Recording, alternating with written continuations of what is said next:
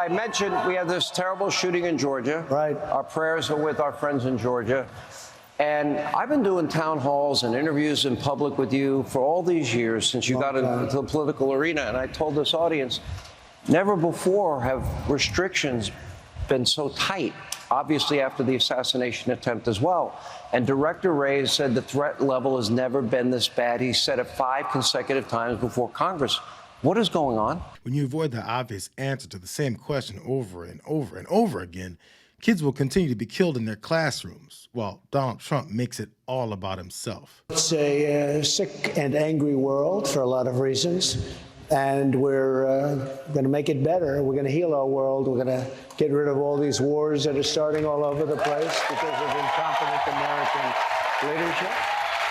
And we're going to make it better. You know, Viktor Orban made a statement. They said, bring Trump back and we won't have any problems. That's weird because Donald Trump was in office for 4 years.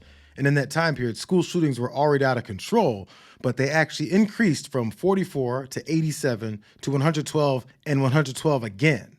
And it makes sense, considering the fact that Trump didn't say a single thing about how to end the epidemic of school shootings, just like he didn't during his term. And what does Viktor Orban's opinion of Trump have to do with American kids being murdered by their classmates? In my second term, we will roll back every Biden attack on the Second Amendment. The attacks are fast and furious, starting the minute that Crooked Joe shuffles his way out of the White House. Maybe his commitment to expand access for more people to have the ability to murder as many people as possible is what Viktor Orban's endorsement is about. It's no secret that he's a fan of authoritarian leaders, which is why he was speaking at the NRA. I don't care how many billionaires, TikTok stars, or Hollywood airheads they've got. Hear this. Gun-hating politicians should never go to bed unafraid of what this association and all of our millions of members can do to their political careers.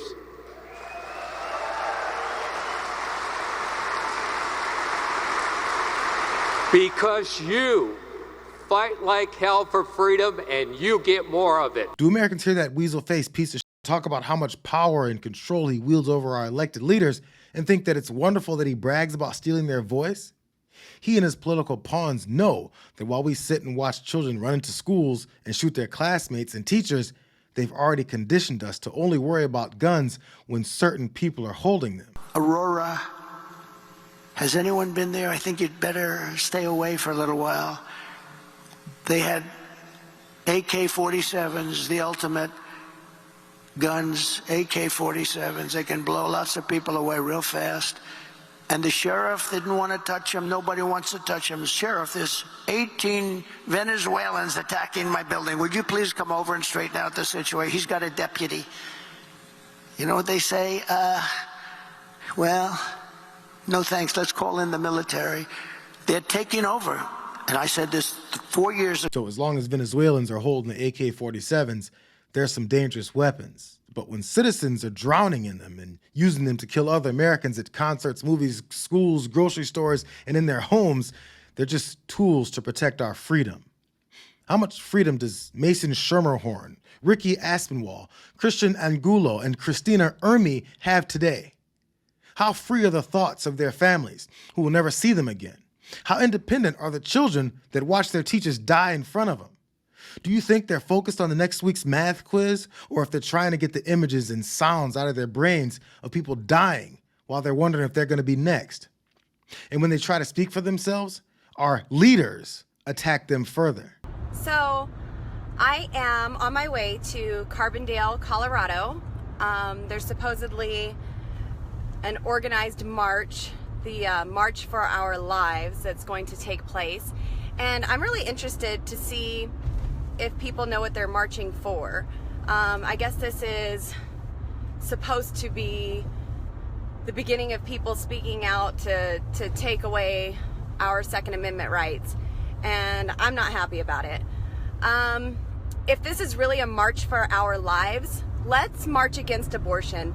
Because I was looking at statistics and there are nearly 1 million abortions per year in America. 1 million. Do you know how many gun violent deaths there are, gun-related deaths there are in America per year? 15,000.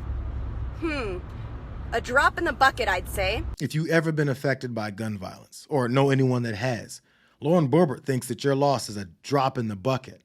The lives that were lost are insignificant to her and her colleagues. How many thoughts and prayers do you think she offered up every time this happened? It sounds like the only thought she had was, how dare they fight for their lives? So, I left Rifle, Colorado. I'm not going into shooters right now. I'm going to Carbondale, and I'm going to see what these people really believe. If they know what they're marching for, if they know that they are marching against their rights. They are marching saying, hey, I have a right I don't want. Take it away from me. Get rid of this. I want the people around me to not be able to protect themselves, to not be able to defend me. I don't know, you know, I'm driving here, and I think this is kind of similar to driving on speakerphone, so I guess I'm safe. But I was thinking, my government requires me to wear this. I have to wear this to protect myself. And I can't have my 9mm to protect myself? I don't think so. I don't think so. Not today. No.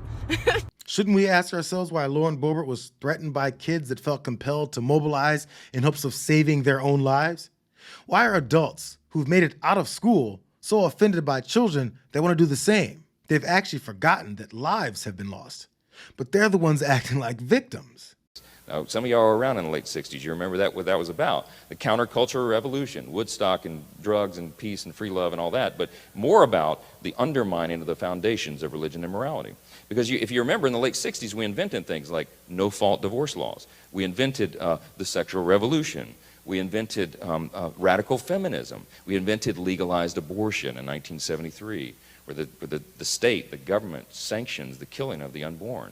All these things happened because, as collectively as Americans, we began to get together in growing numbers and thumb our nose at the Creator and say, we don't believe that anymore. We're rejecting the founders' natural law philosophy in favor of moral relativism, and we are going down another path.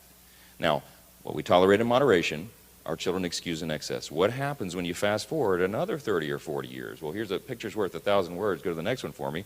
I mean, we know that we're living in a completely amoral society.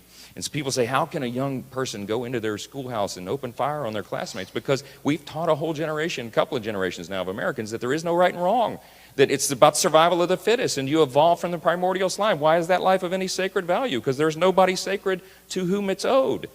None of this should surprise us. So Moses Mike Johnson thinks that his personal beliefs are superior to others, and that if you don't follow his rules for your life, that he called immoral, there's some supernatural energy that seeps into the brains of people that have been desensitized to murder, forcing them to go shoot.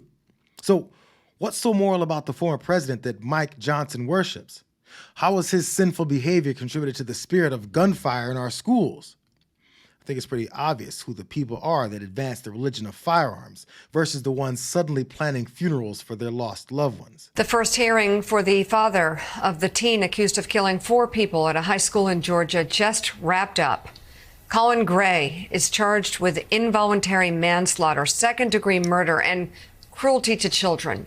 He faces up to 180 years in prison if he is convicted on all of those charges. His next hearing is set for December 4th. 2 law enforcement sources tell NBC News Gray bought his son an AR-15 style rifle as a gift. It's not known exactly when it was given to him, but sources say it was after police interviewed the teen and his father last year about online threats to carry out a school shooting.